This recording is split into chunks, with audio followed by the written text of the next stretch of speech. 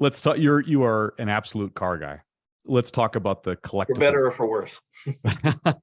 Let's talk about the collectibles that you have.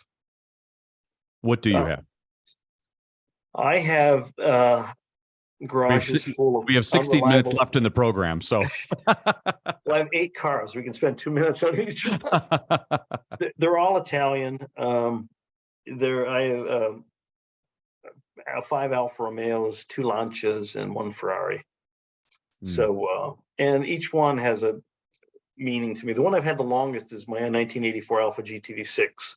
I bought that when I lived in Boston during my accounting days, and I still have it. It's a dedicated track car.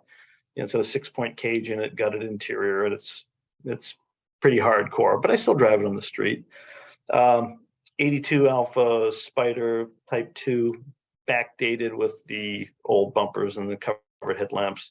I have a 75 Alfa Romeo Alfetta sedan, which is an unusual car, transaxle inboard disc brakes, very cool car.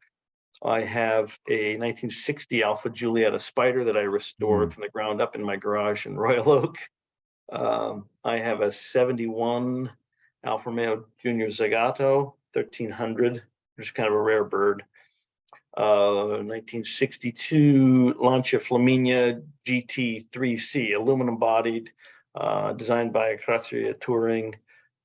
Very innovative car, was for first production V6 engine. 1990 Lancia Delta Integrale 16V that I imported from England. It's a car I always wanted when it first came out, but I had to wait 25 years to get one because you couldn't import them until you had an EPA exemption.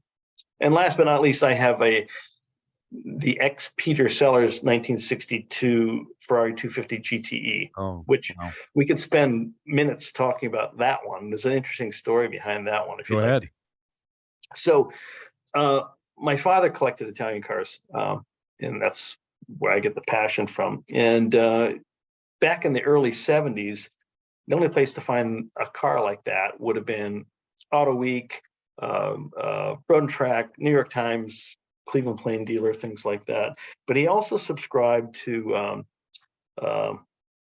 Autocar, the old British publication, and he found out of the UK. Yeah, and so he bought this Peter Sellers car in 1973 for $3,800. It was right-hand drive. Wow. And had it shipped over to the U.S. But he only kept it for 2 years. He sold it in 1975 for $4,800, so he made $1,000. So fast forward 40 years, and my dad, before he had died, he found in his library, he still had the original owner's manual with that car, for that car, with Peter Sellers' signature on the owner's, on the registry and so forth. So he said, see if you can find the owner of that car, and we want to give this to him. So I started looking. It took me 3 years, and out of nowhere on the Ferrari chat forum, this guy pops up. He says, I bought the car from your dad. I still own it. I remember meeting you when you were a little boy, and I'm thinking of selling the car. And so Bob, I went down to Joplin, Missouri, and looked at the car, and stroked a fairly large check. About $4,300, something like that. $4,300, yeah. He lost $500 on me. But what's great about it is I brought the car up here, and I got to take my dad for a ride in it when he was 91 or 92.